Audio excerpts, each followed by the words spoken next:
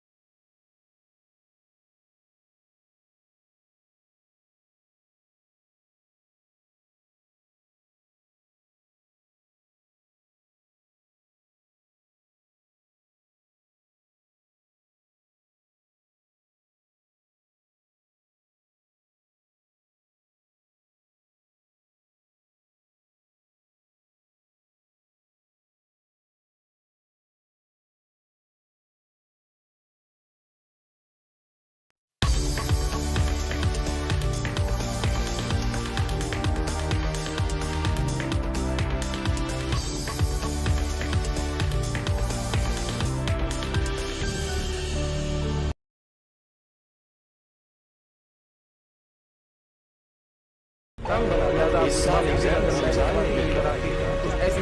siyaset में आने की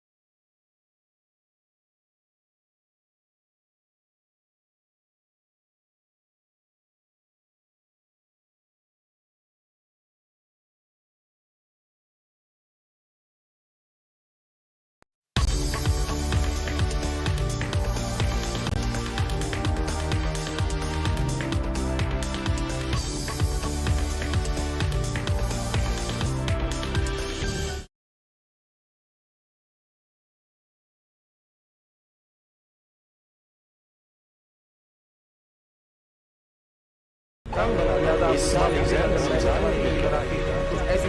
siyaset में आने की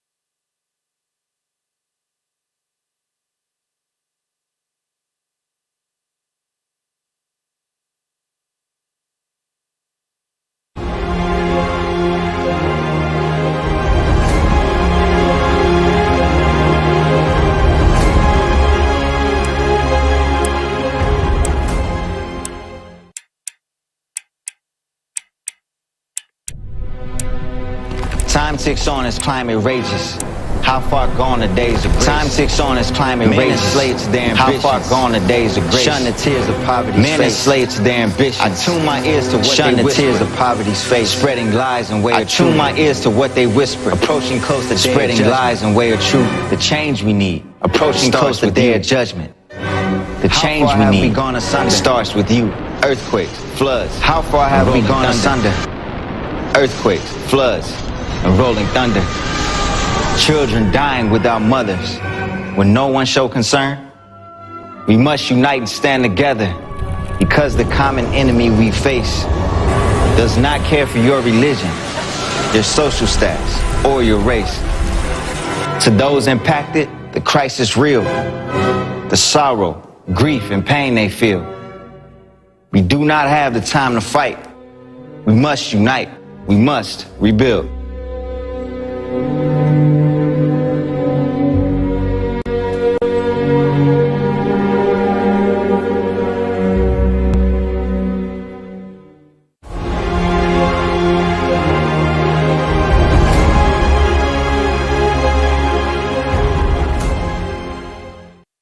Greetings, ladies and gentlemen. We are pleased to welcome you to the International Online Forum, Global Crisis, Our Survival is in Unity, which is right now being simultaneously interpreted into 150 languages.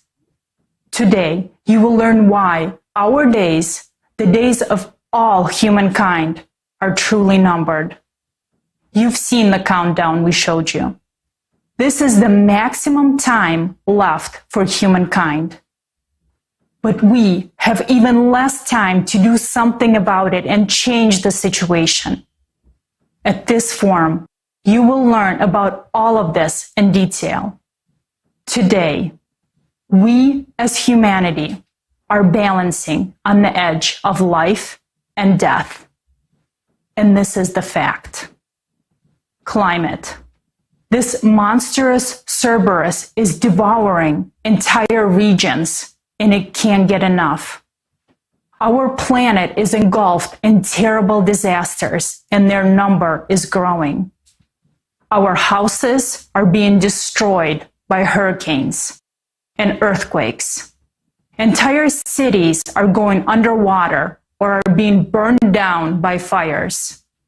Natural disasters are gaining momentum and destroying everything in their path. Dozens of millions of people are losing everything and running away from the disaster in order to save their lives.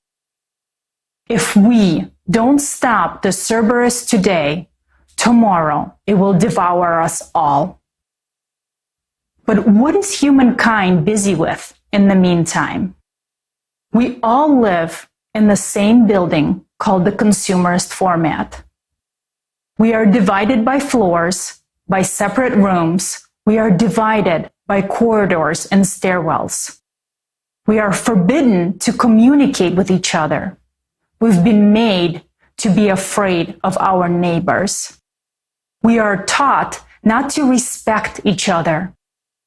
We live in a surreal world.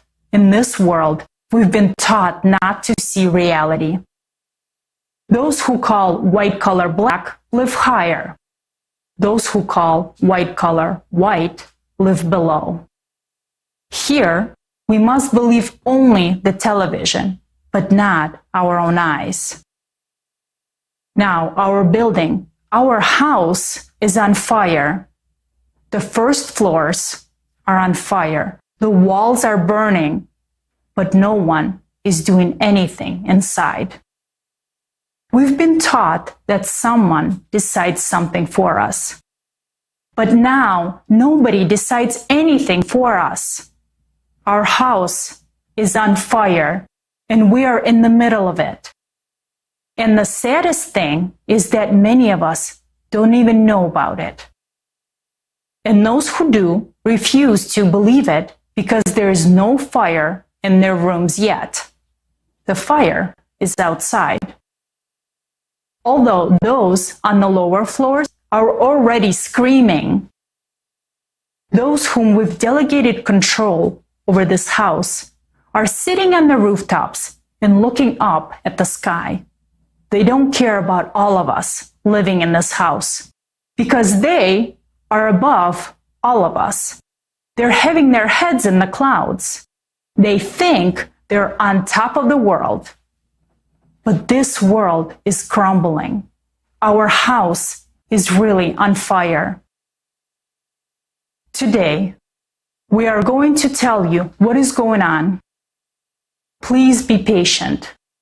We will try to explain in detail what is really happening to the climate, what the current state of our society is, and what way out of this situation we see. The information you will hear today is the result of many years of work of thousands and thousands of people. So I would like to say that today's forum is not for those who are on the roof of our universe, who are having their heads in the clouds and who are fully off the ground. This forum is for us, residents of this house, for us, my dear earthlings. Wisdom and patience to all of you.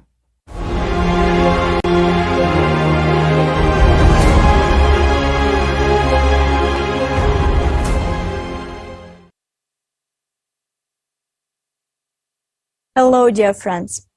It is a pleasure to welcome you to such a significant event for all of us, for all of humanity. Today's forum is being simultaneously translated into 150 languages. These are the languages which 90% of the world's population speaks. This is a great chance to be heard by all of humanity. We can only imagine the scale of the preparation for this forum, the huge number of people involved in making sure that the truth will be heard worldwide and that it will be understood and heard by people in their own languages. It is truly a colossal work. It is a tremendous effort. Thousands of people from all over the world have joined together to make our momentous meeting possible today. All this is able to be done only because of the dedication and commitment of these people to humanity, because they understand the importance, the responsibility, including the responsibility to disseminate this important information that will be presented to you today. It is an honor to be part of this team, because without any exaggeration, what you will hear today will save humanity if everyone knows about it. Dear friends, I would like to draw your attention. All information on the online forum, Global Crisis, Our Survival is in Unity, is presented for a non-profit purpose and in the interest of the entire society, entire humanity. The free use, reproduction, and distribution of this forum, in part or in a whole, by any means, without distortion of the transmitted information and while preserving the links to the source, is permitted. Thank you very much.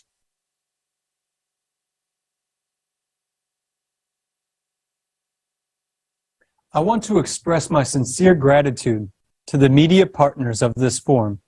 They are doing all they can to use their resources to make sure that everyone in the world learns about the Creative Society as soon as possible. They broadcast videos, songs, interviews, talk shows about the Creative Society.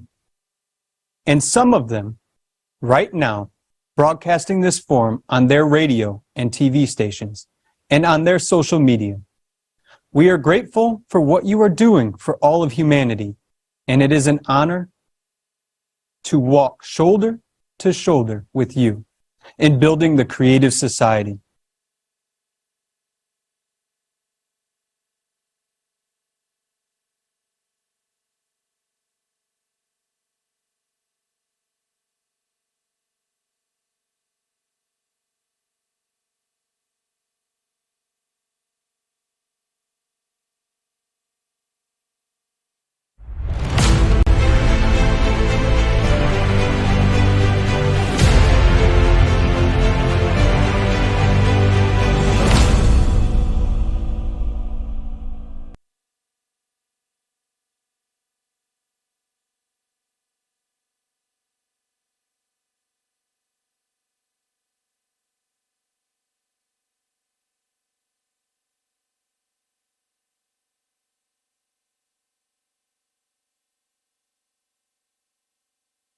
Dear viewers, and right now we would like to invite our scientist from the Climate Department of Creative Society.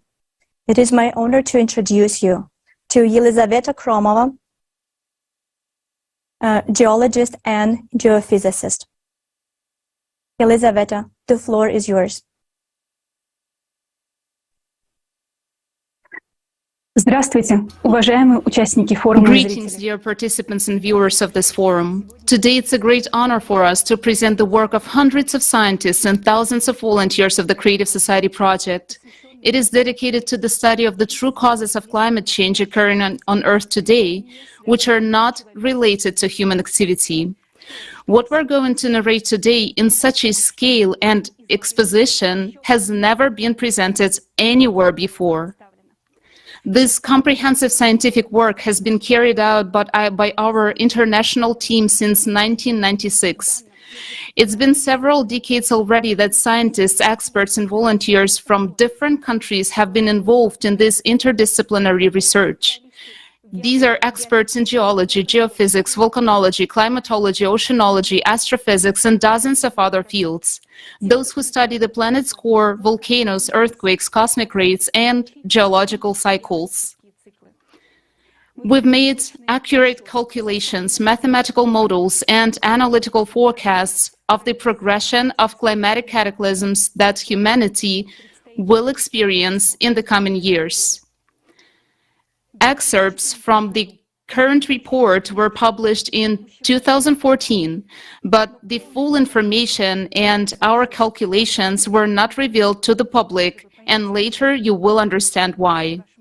Further, we are going to present to you the results of the 26 years of research.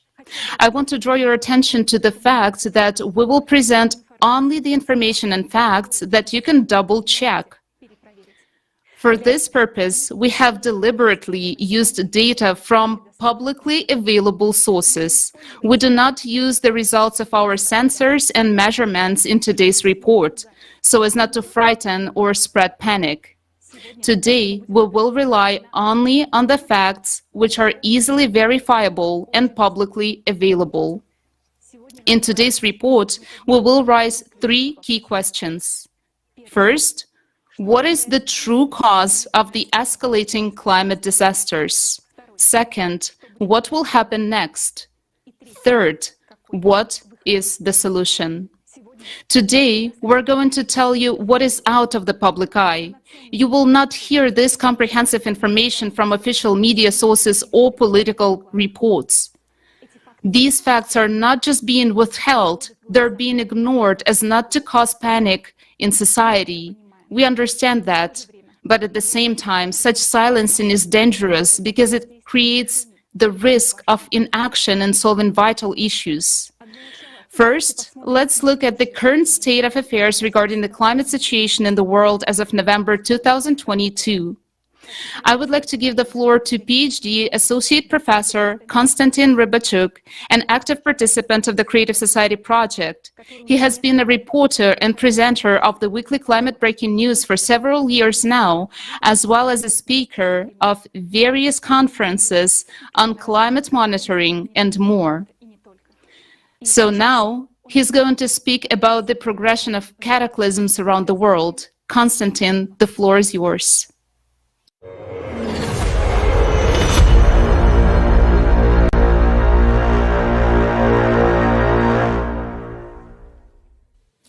Hello, dear friends. The information we're about to present is truly shocking to any sensible person. We live in a time when scientists do not know about the inexorably growing climate crisis. Even more so, politicians do not know either. Now, all of humanity is on the brink of a large-scale climate catastrophe. And at the same time, contemporary science tells us only about anthropogenic climate change, but is silent about the actual cause of climate change. Many people doubt this, doubt climate change, but facts are stubborn things. A year ago, the number of cataclysms in the world did not exceed a few dozen per month. But this year, we're already registering an average of 200 natural disasters per week. According to our monitoring data, more than 6,000 climate disasters occurred during the first 10 months of 2022. These include floods, fires, hurricanes, tornadoes, mudslides and landslides, abnormal snowfalls and hail. Imagine, it's like 6,000 war zones where a climate, the only enemy of humanity, is waging its attack. And that's only what's reflected in open sources of information. In fact, there are many more natural disasters on the planet. And worst of all, these cataclysms have taken many lives that can never be returned. Their families and loved ones can never recover that loss. The monitoring report you will see is the result of work of thousands of volunteers around the world. All facts are cross-checked many times before we use them. All this information is taken solely from public sources so everyone can cross-check it and see for themselves the extent of the horror we have encountered. I want to emphasize that thousands of people are working on collecting and analyzing data. It is difficult for one person to collect and analyze so much information. In our research activities, we have encountered the fact that a lot of data that is available in open sources is being deleted. Information about climatic cataclysms, their power and frequency is simply disappearing. They try to give us the appearance of a more or less favorable climate situation.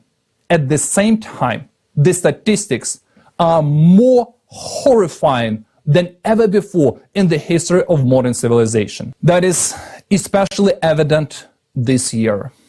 But to soften the situation, they try to tell us that nothing horrible is happening and our climatic condition is within the normal limits. In the media, the data is falsified and downplayed. Even for one institution, collecting statistics on all climatic cataclysms and anomalies is difficult. But we are volunteers, and there are a lot of us around the world. To get a reliable picture of what is happening, we work with primary sources, research groups that record that data, and directly with eyewitnesses of climatic cataclysms. We're going to show you a climate monitoring video. I ask you to watch this video very carefully. It shows the actual progression of climate change in the world.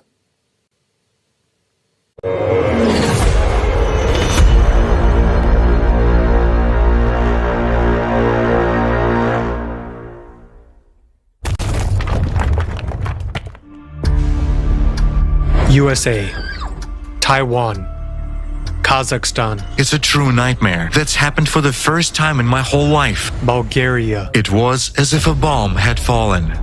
Italy. Who could have known that the water would rush in so fast? We lost everything. Pakistan, Spain, China, Germany. Storms and hurricanes.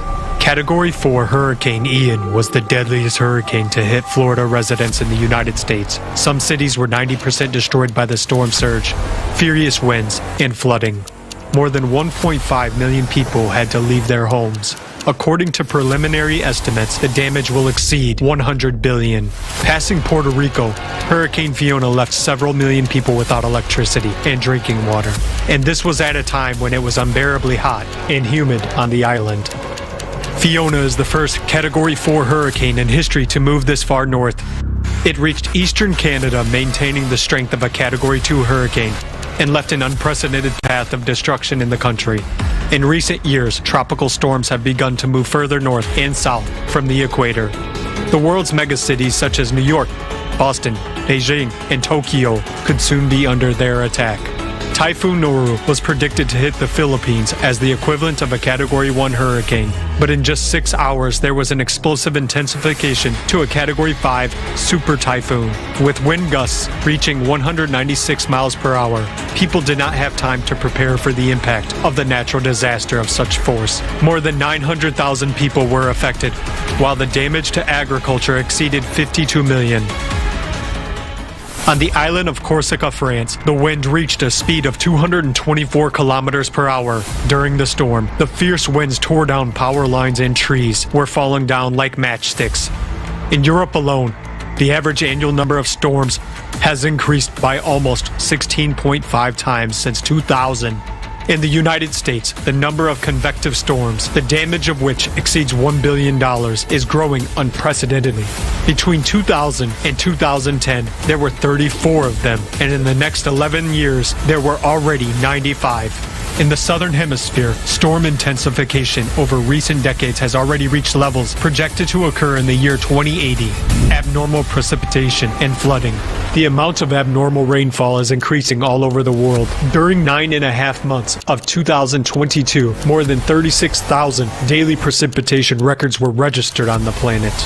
The province of Ancona, Italy, was hit by half a year worth of rain overnight. Never before in their lives have the residents seen such a rapid rise of water, almost 1 meter in 10 minutes. Australia has been hit by 3 waves of historic floods in 2022. Brisbane was hit by a rain bomb when more than a month's worth of rain fell daily for 3 consecutive days. Given such frequency and intensity of flooding, it makes no sense to rebuild some cities. On the eastern coast of South Africa, almost a year's worth of rain fell within 24 hours, resulting in one of the deadliest floods of the 21st century in the country. Seoul, South Korea, was hit by record downpours in August 2022. Water rushed rapidly into all the underground and semi-basement rooms. Subways, crosswalks, parking lots, and even apartments turned into death traps. People died from flooding right in their homes. In Colombia, the number of floods increased by 87% in just 1 year. Back in 2020, there were 428 of them, and in the next year, already 802. Meanwhile, in several municipalities in the department of Sucre, the flooding has been lasting for more than a year. Just 60 years ago, there were 8 major floods per year in the world, and by 2021, this number has increased by 27 times. Besides, they began to occur simultaneously, covering several countries at once. In the summer of 2022 alone, floods occurred in at least 120 countries on all continents. The monsoon season of 2022 turned into the biggest climate disaster in modern history of Pakistan. 1/3 of the country's provinces went underwater. More than 1,600 people have been killed and 33 million people have been affected by the disaster. Half of them are children. Over 2 million houses have been destroyed. Elderly people, pregnant women, and children are forced to live outdoors in inhumane conditions. There is a lack of food, drinking water, and medical care. Contaminated water has become a source of infections. People are left without jobs, shelter, and means of livelihood. After almost 2 months, the water is still not gone. The nightmare for people continues to this day and will only get worse. Extreme heat and droughts. During the 9 months of 2022, there have been over 100,000 highest temperature records across the globe. In China, for the first time in world history, a heat wave reached 113 degrees Fahrenheit and lasted 79 days in a row. More than 900 million people were affected by the extreme temperatures. Bomb shelters were opened to people as a relief from the unbearable heat. To save their crops, farmers worked at night as the soil heated up to 60 degrees Celsius during the day. The summer, Europe experienced its hottest summer on record. In the UK, temperatures in July exceeded 40 degrees Celsius for the first time in history. In France, a prolonged heat wave caused the water in rivers to get so hot that it became unsuitable for cooling nuclear reactors in nuclear power plants. A similar thing happened in the Persian Gulf. Heat kills people. In the European Union, the deaths of 53,000 people in July are directly attributed to the unprecedented heat wave. Severe droughts have hit the major economies of the Northern Hemisphere this year, with damages of $13.2 billion in the first half of 2022 alone. In China, the USA, India, Australia, Europe, and other regions, rivers and reservoirs have sharply shallowed and navigation has come to a virtual standstill. This has also exacerbated the energy crisis and has become another factor in the soaring of electricity prices.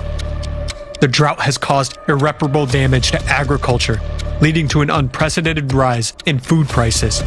In the USA, the price of livestock feed increased by 90%. The water crisis has reached a record scale. Access to safe drinking water is under threat. No country, even an economically developed one, is immune to this problem. This year, over 2 billion people on our planet are already facing water shortages. Wildfires. In 2022, Alaska, USA, is experiencing the largest wildfire season in its history. 50 years ago, there were no such things as megafires. They cover huge areas and require enormous resources to keep them down. As of early October 2022, there have already been 16 megafires in the USA alone, and many more are approaching that scale. In South Korea, a megafire approached a nuclear power plant in March 2022. 18,000 people and dozens of helicopters were mobilized to extinguish it. In Russia, there has been a sharp increase in the area of wildfires in the last 5 years. There has even been an increase in fires that burn under the snow in winter. In 2022, natural fires in Europe exceeded 770,000 hectares for the first time since satellite measurements became available. This is more than the size of the Canary Islands and 3 times more than the average burn-up in a year. And in some countries, the increase in wildfires has been really shocking. In the Czech Republic, an average of 9 hectares of land is burnt annually. However, by the end of September this year, the fire had already destroyed almost 1,500 hectares. This is 158 times more than usual. At the beginning of September this year in Brazil, there were a record number of fires in the country on 3 consecutive days, more than 3,000 per day. Wildfires are not seasonal anymore. Now they don't stop even in winter, and hurricane winds spread the fire at breakneck speed.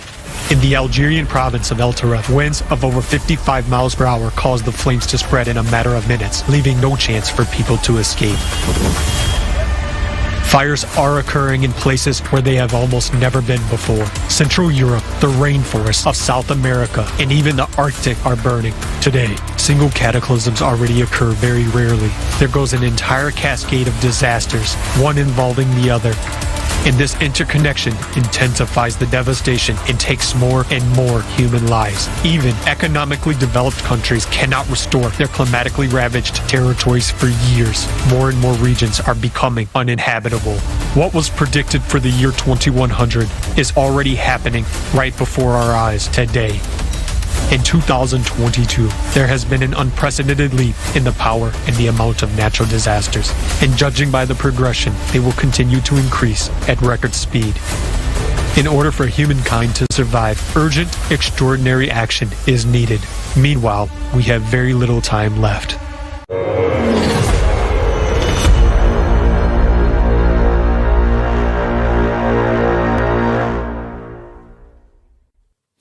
This video shows a tiny fraction of the climate disasters that have occurred this year. The year 2022 was watershed. Everyone has seen how abnormal and unpredictable the cataclysms have become. All hopes that the climate will change gradually have collapsed. The progression of disasters is increasing. Just think, over the past 9 months, 100,000 records of heat waves and 36,000 records of precipitation have been broken. That threats to cause a food crisis of planetary proportions. In the fall of 2022, almost the entire northern hemisphere received another dose of heat instead of long-awaited coolness. In northern Canada, where the average September temperature is about 8 Celsius degrees, temperatures over 30 Celsius degrees were recorded for several days. And in icy Greenland, the temperature was more than 20 degrees above normal. Floods have become so powerful that even economically stable countries cannot withstand their onslaught.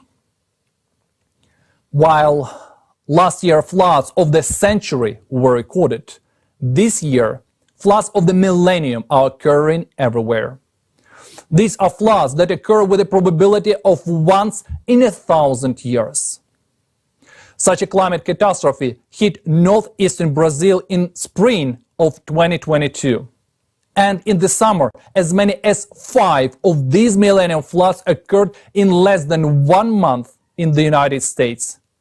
Some 70 million people were affected. That's a huge number. It's not just a statistic, it's 70 million people who have already been affected. The scale of natural disasters is constantly increasing. Emergency services in many countries already say there are not enough people and equipment to deal with the consequences of climate disasters. In Australia, for example, people have given up hope for help. Over the past year, the country has been overwhelmed by historic waves of floods. People are simply abandoned amidst a temporary climate disaster and no help can reach them. And it's only going to get worse. There is less and less hope for international aid because countries are simultaneously faced with cataclysms and have to try to solve their own problems first. In just a few years, when the cataclysms take full force, nobody will come to help because trouble will be everywhere. Today, the consequences of disasters already affect everyone. The world is very interconnected.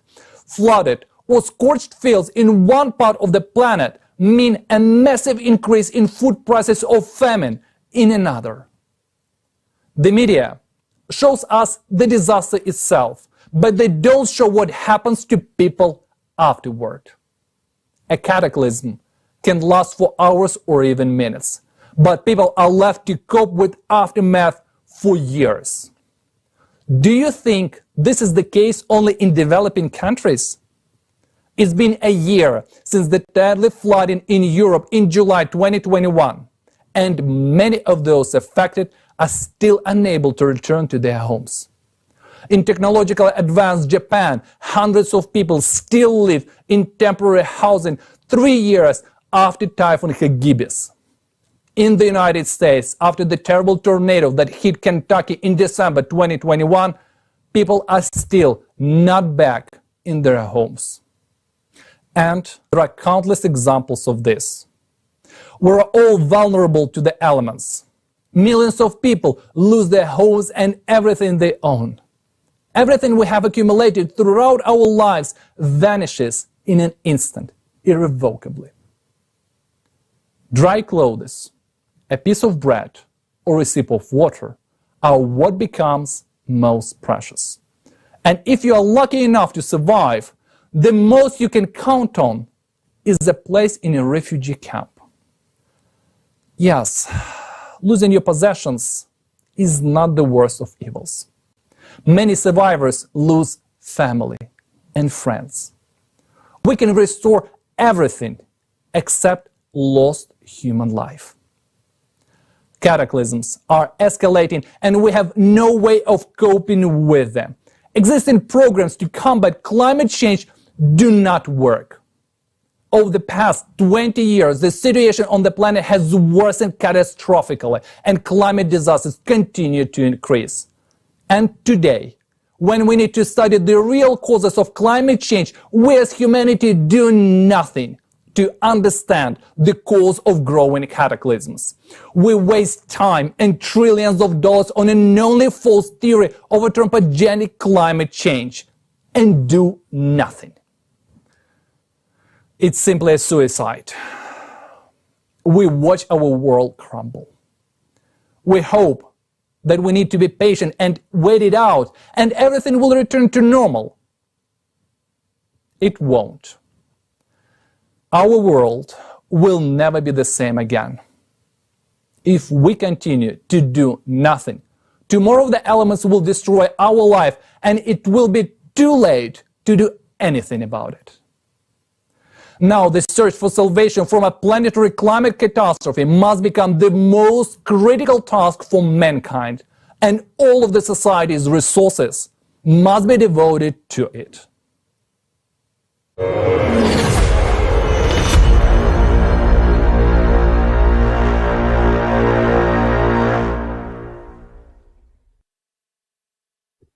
Спасибо, Константин. Thank you, Konstantin.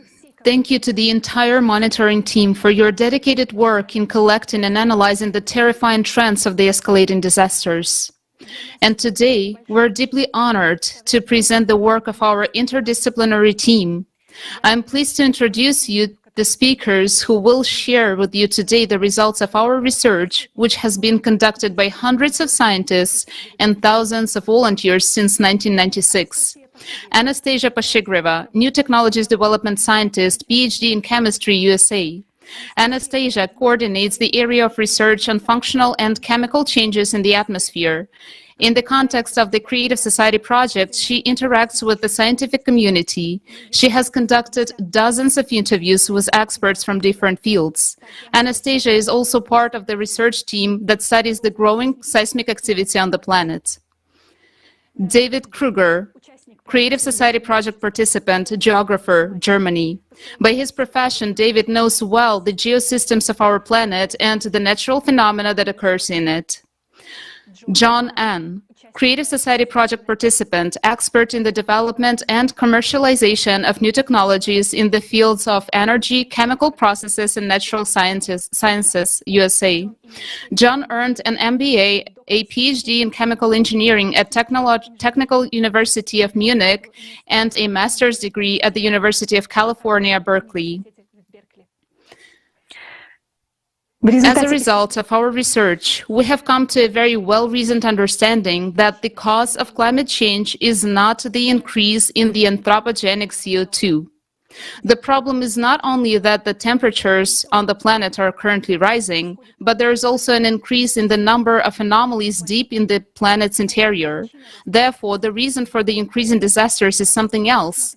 Let's look at the facts of multiple thermal anomalies which point to the problem inside the planet. One of the signs of climate change that you are well aware of is the melting of glaciers.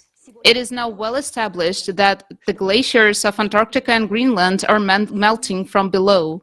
But what is the threat behind this? Please look at the map in the middle.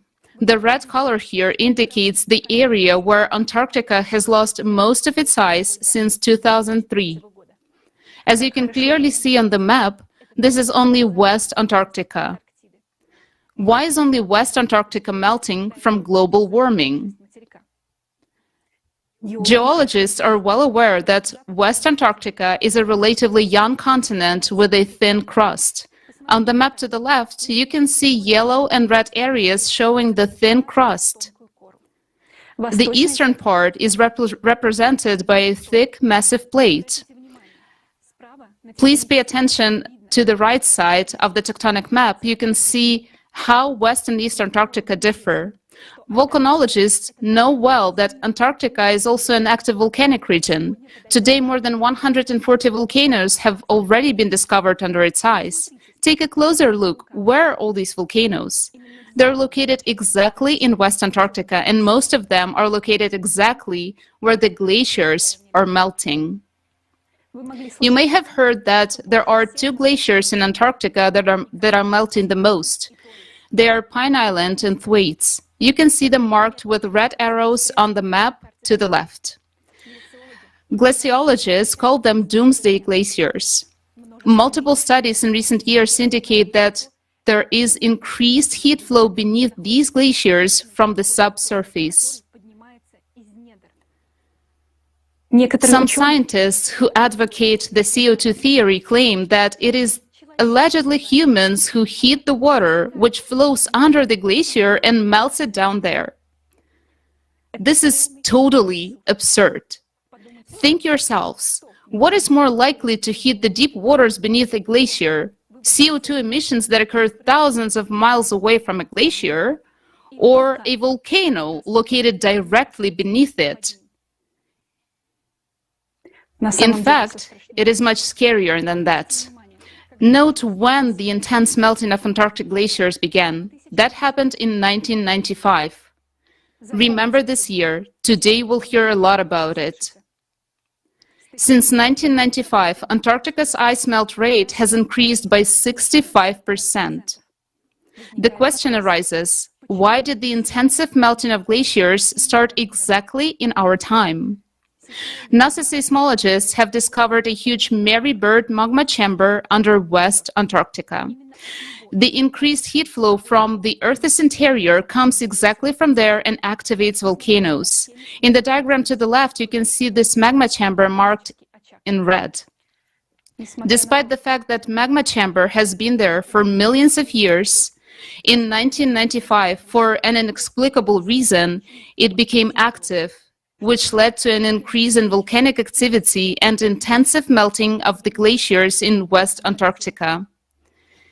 It is an undeniable fact that Antarctica is melting from below due to the rise of magma within the magma chamber, and this has been happening since 1995.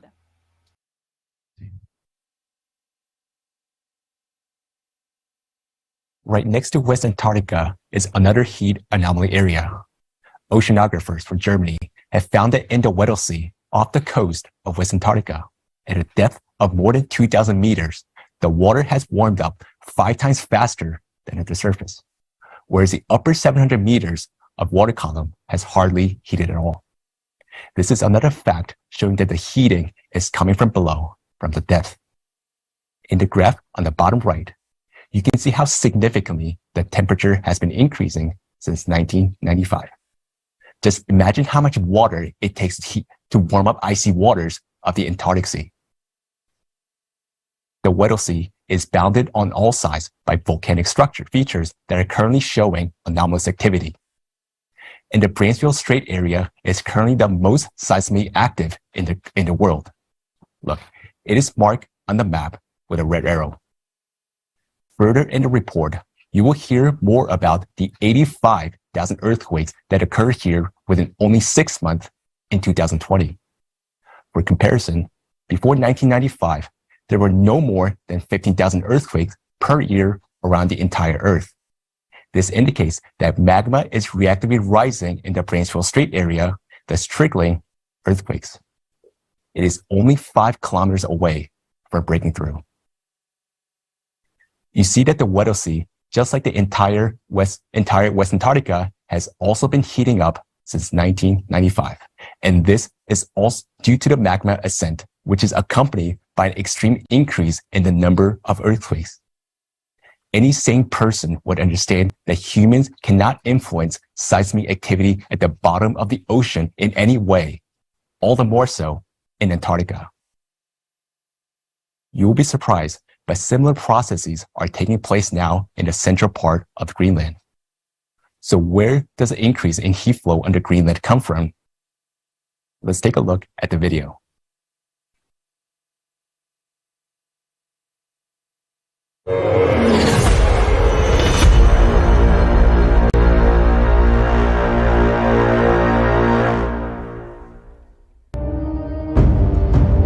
Equally intense ice melting is also taking place on another part of the planet, in Greenland.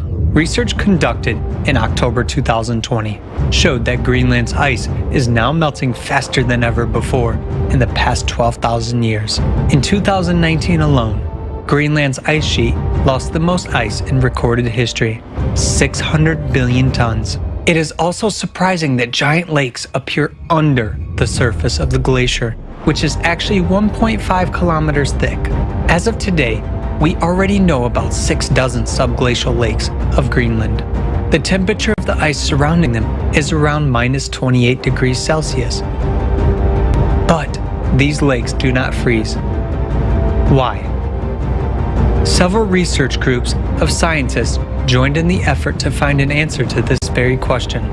They discovered the fact that under Greenland, just as under Antarctica, there is a mantle plume. Geothermal flows coming from its bowels cause formation of subglacial lakes and melting of glaciers. Using gravitational research, a team of American scientists led by Professor Ralph von Friese estimated the thickness of Greenland's crust. Active melting of glaciers has been observed in the northern part of the island, where the crust is thinner and an increased geothermal flow due to the rising mantle plume has been detected. Using seismic tomography data, scientists from an interdisciplinary team at the Schmidt Institute of Physics of the Earth saw that the flow of magma rises from the center of the core to the Earth's surface right beneath the central part of Greenland. This is where the largest number of subglacial lakes are located. The scientists have calculated the theoretical heat flux corresponding to this magma chamber and found that this heat is sufficient to warm the base of the glacier up to the melting point of the ice. These same results have been confirmed by similar studies using machine learning technology.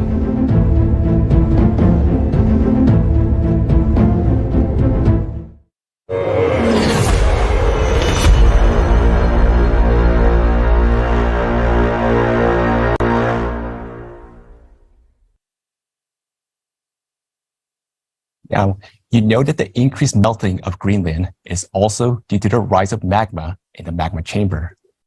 The glaciers of Antarctica and Greenland have begun to melt from below since 1995. And this is happening faster than any time in the past 12,000 years.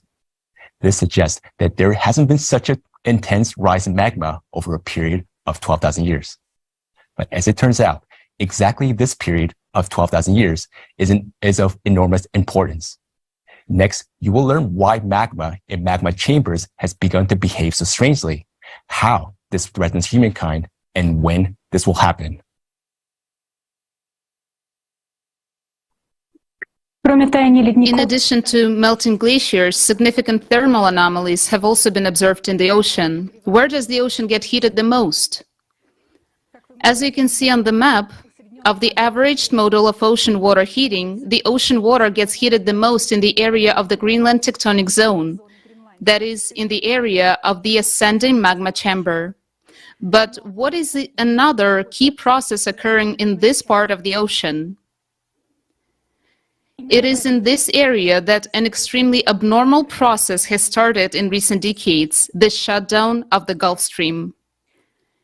Incompetent journalists write that the shutdown of Gulf Stream is caused by Greenland's meltwater.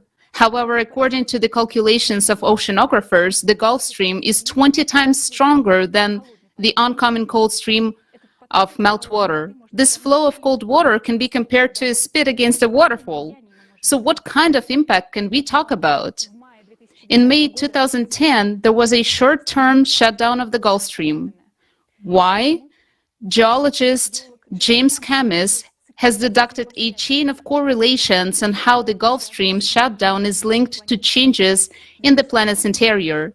In 2009, the magma ascent caused a series of earthquakes in the vicinity of Iceland, which followed by the well-known eruption of the Eyjafjallajökull volcano in March 2010. And as early as May 2010, a huge mass of hot water surfaced across the tectonic zone along the faults and stopped the movement of the Gulf Stream. You can see this process on the screen right now. In other words, the shutdown of the Gulf Stream now occurs in pulsating stages as a result of the release of enormous heat caused by the ascent of magmatic chambers beneath Greenland. Given that magma chamber beneath Greenland is becoming more active, we're getting closer to the point when the Gulf Stream will stop completely. The last time, what's important, the Gulf Stream stopped was 12,000 years ago. Remember that figure, 12,000 years. You've heard about it already. And what is important, oceanologists note that such phenomena of water heating occurs not only in the area of Greenland, but across the entire world's ocean. So let's take a look at what is going on.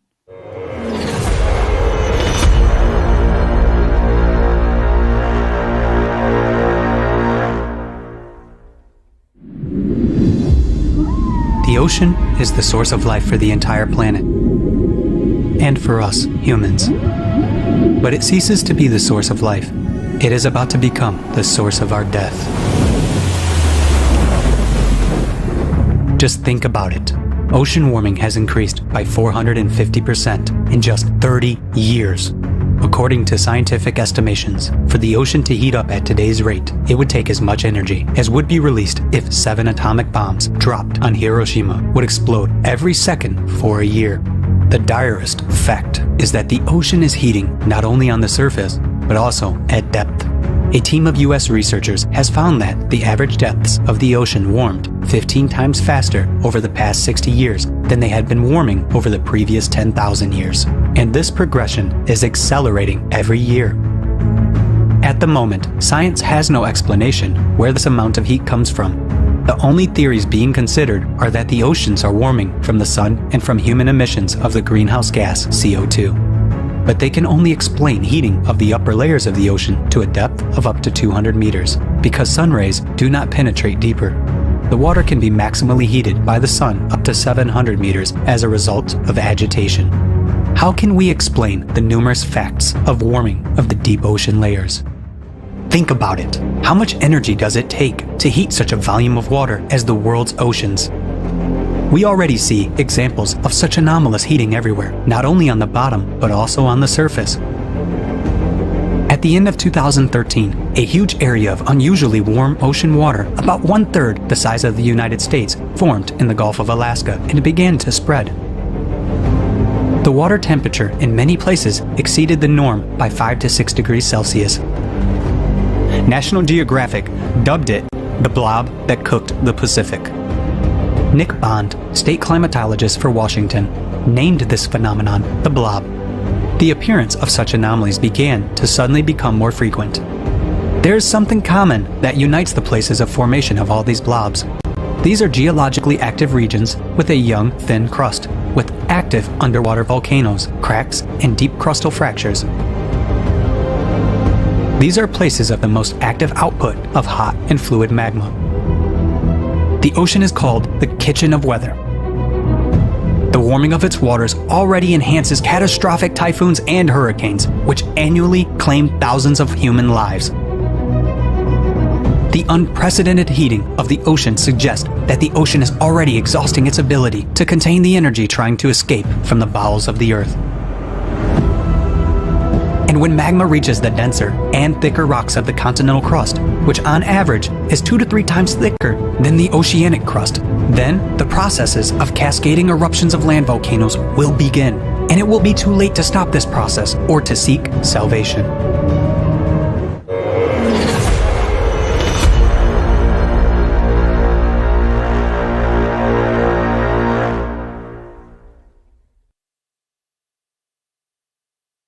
As we can see, the ocean is warming at the seafloor, not only in the Weddell Sea, but also all over the world.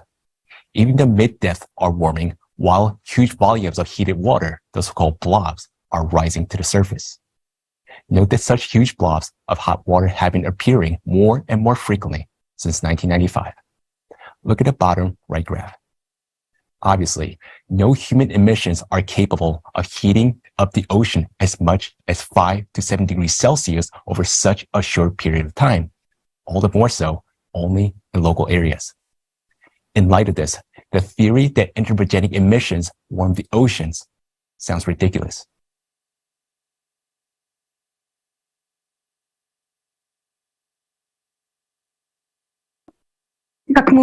As we have already understood, it is heated from underneath by ascending magma. How exactly does this happen? Now you're going to hear something unique about one of its heating mechanisms. Please turn your attention to the screen.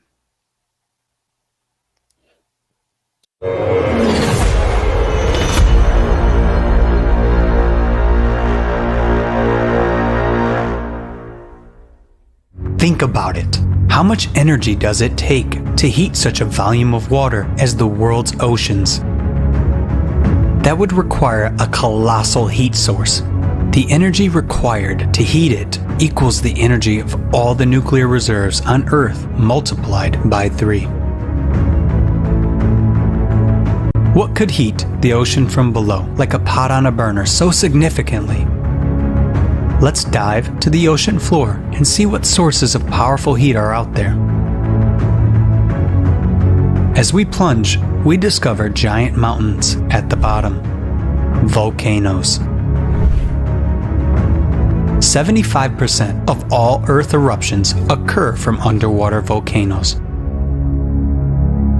Previously, it was considered that underwater eruptions occur with a gradual outpouring of lava, while explosive eruptions are impossible because of the pressure of the water column, and thus it was assumed that underwater volcanoes could not heat the water column. The outflowing lava would freeze almost immediately.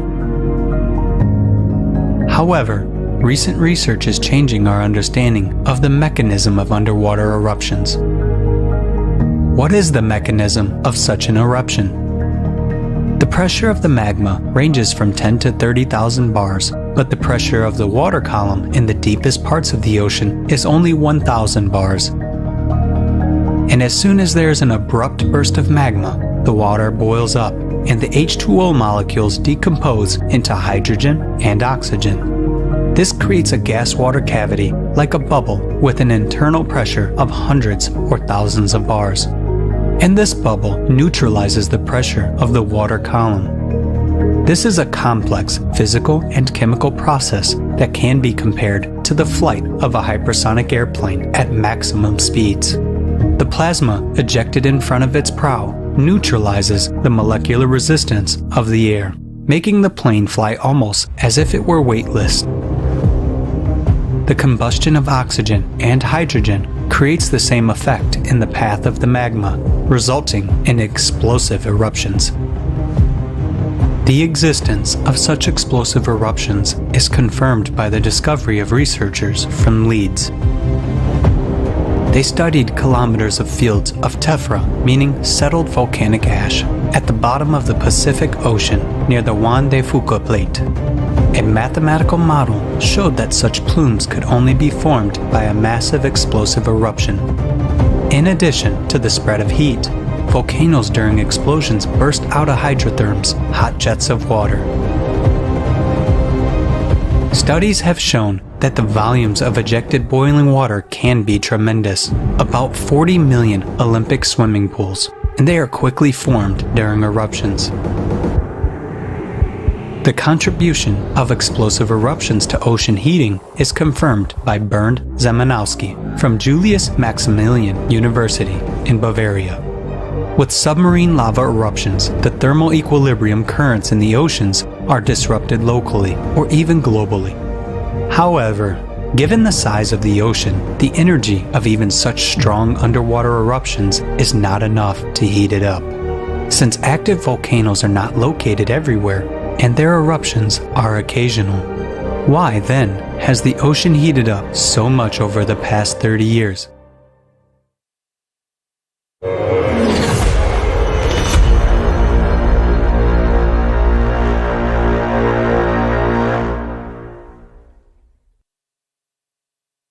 По-настоящему страшно. The really scary thing is that volcanoes are not located all over the seafloor. However, the heating is already occurring all over the ocean. This suggests that not only underwater volcanoes do the heating, but the magma itself has started penetrating the ocean seafloor globally and heating up the ocean. And I ask you to pay special attention to another important piece of information from this video. Contrary to conventional belief, powerful explosive eruptions are occurring at the ocean floor.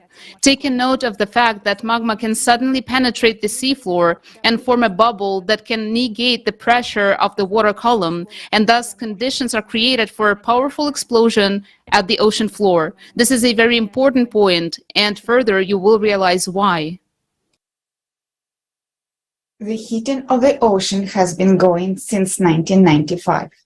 Arthur Vittirita, who is a professor at Maryland Institute, also pointed out that as of this year, various ocean and atmospheric parameters have begun changing. He pointed out that as the atmospheric humidity begins to increase, which is due to the heating of the ocean from beneath. Take a look at the changes in 1995, marked on a graph as a red arrow. Professor Arthur Vittirita discovered that in 1995, seismic activity began to increase at an unprecedented rate, along the boundaries of thin oceanic plate in the mid-ocean. Look at the map at the right, showing the increase in activity, and the red arrow on the graph indicates the spike in the earthquakes in 1995. So far, we have seen a part of the climate change research, not just from the perspective of climatology, but also from the standpoint of various scientific fields: oceanology, glaciology, geology, volcanology, and tectonics. This integrated approach enables us to see the more comprehensive picture. So, let us make some intermediate conclusions. Since 1995, there has been intense ascent of magma. This results in, first, increased melting of the glaciers of West Antarctica and Greenland from the bottom up. Second, warming of the Weddell Sea. Third, an increase in a number of thermal anomalies and ocean heating. Fourth, increased seismic activity along plate boundaries at the ocean floor. Let us once again note that all facts voiced here were obtained from public sources, and you can easily verify them on your own and arrive at the same conclusions. Next, you will hear about even more anomalous processes in the interior of our planet, which started in 1995. The ascent of magma has resulted in unprecedented increase in a number of earthquakes. Earthquakes usually occur at the depths of 5 to 80 kilometers, where the crust is more brittle and has cracked. But the last decade have seen an increase in a number of earthquakes at the depth where the earthquakes had been not happening previously and considered impossible. These are the depths of more than 700 kilometers, where the earthquakes are not supposed to occur because the rocks in the inner mantle are plastic, like a molding clay, and they are enabled to crack. Over recent 7 years, the number of deep focus earthquakes has increased by a factor of 10. Remember this.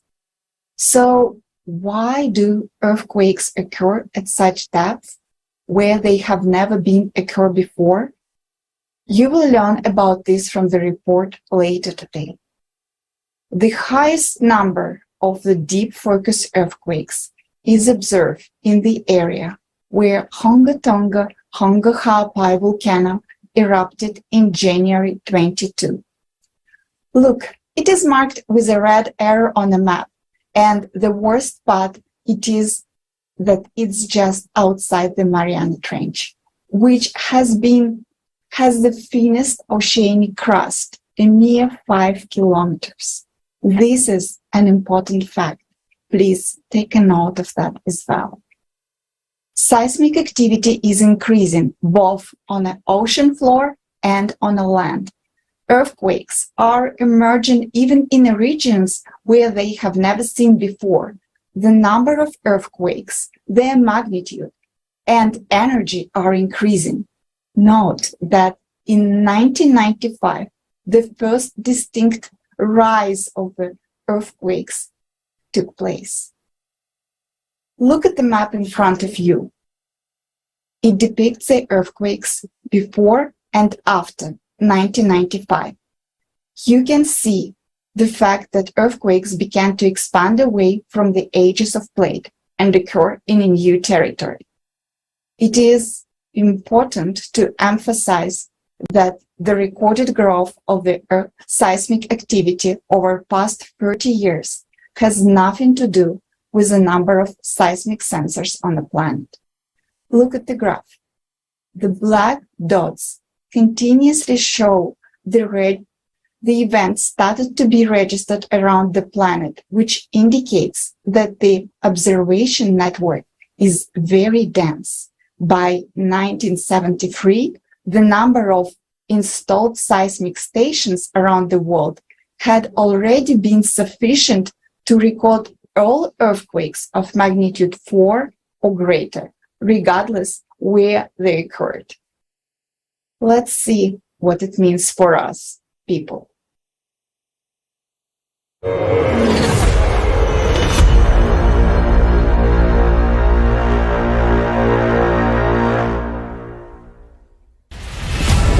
Earthquakes and volcanoes.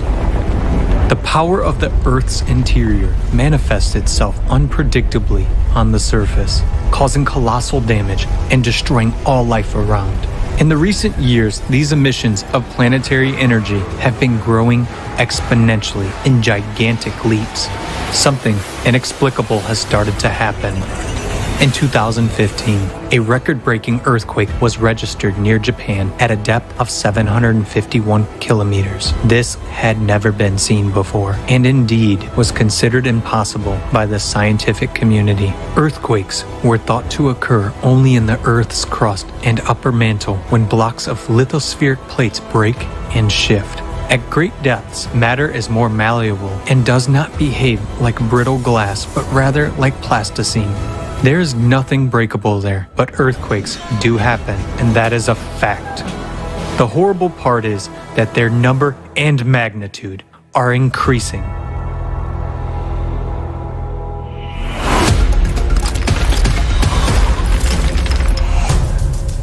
Earthquakes are not only becoming deeper, but they are also getting closer to the surface, which means they are becoming more destructive.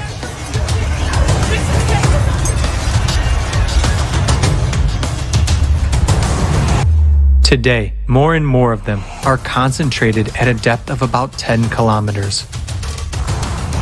For example, an entire series of 36 seismic events of significant magnitude from 4.5 to 7.0 occurred near New Caledonia in early April 2022.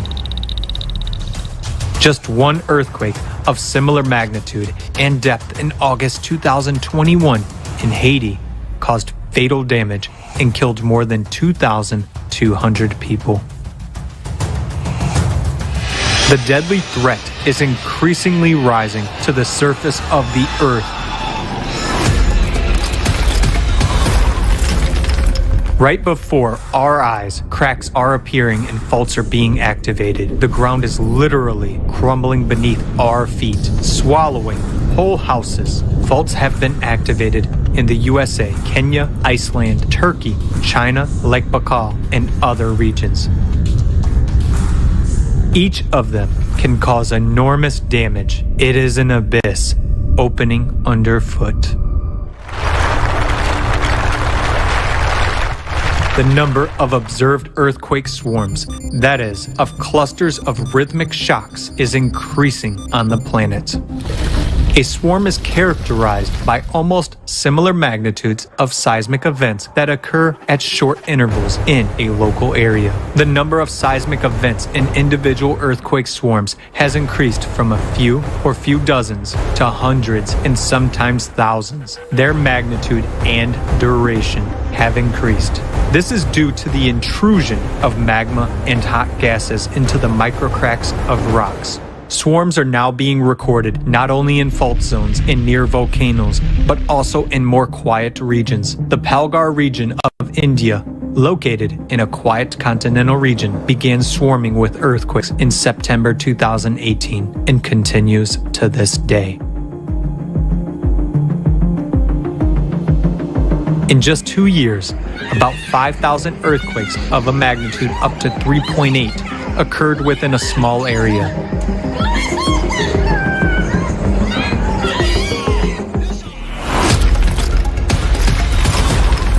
And what has been happening since August 2020 in the Bransfield Strait off of Antarctica has been described by scientists as a huge magma intrusion. Some 85,000 earthquakes have been detected in the first 6 months, with a maximum magnitude of 6. Normally, these processes occur over geologic timescales as opposed to over the course of a human lifespan, said study co-author Simone Czeska, seismologist at the Research Center in Potsdam. Magma is literally devouring the lithospheric plate from the inside, having traveled 2/3 of the way to the surface in 6 months. Only 5 kilometers of rock remain before a catastrophic rupture occurs. And that is just one example. Similar things are happening everywhere.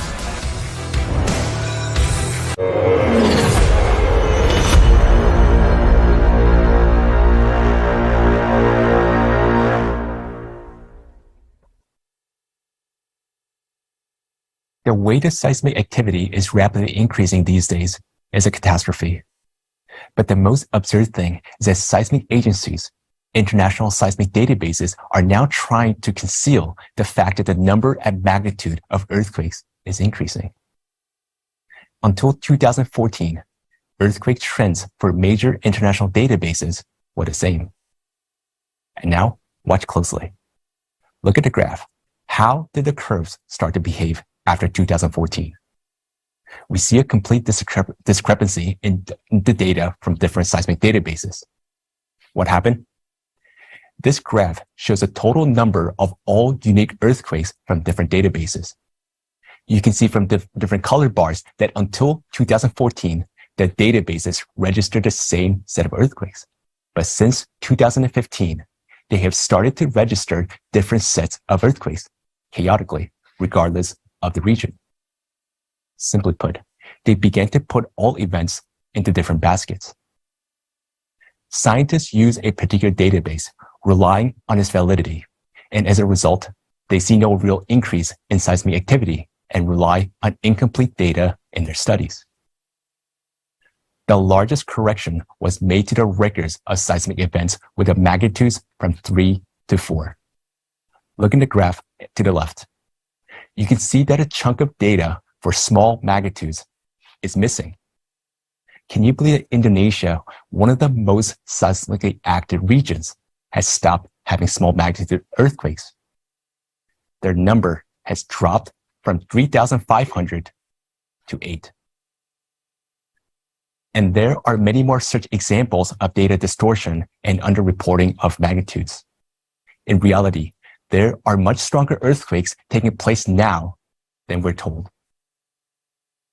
The absurdity of this situation is that if you ask those databases why they're deleting earthquakes of magnitude 4 and smaller, and why the increase in magnitude is not shown, they'll find excuses saying that it is difficult to deal with these data, that there are too many events, and that they have changed the criteria of including low magnitude earthquakes in their catalog. In other words, as soon as the number of earthquakes of magnitude 4 started growing, they started deleting them and explaining this by technical difficulties. It is ridiculous to justify the data forgery in this way, taking into account the modern development of database storage technologies, as well as the data processing by neural networks and artificial intelligence. Why are magnitude less than 4 being deleted?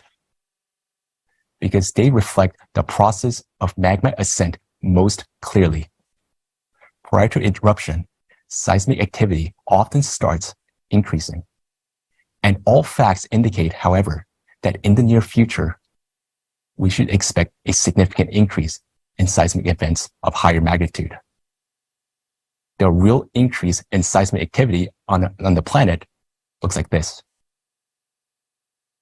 To our deep regret, we are obliged to state that this is what the progression of seismic activity on the Earth looks like. And yes, it is growing exponentially. Look closely. This is just the beginning.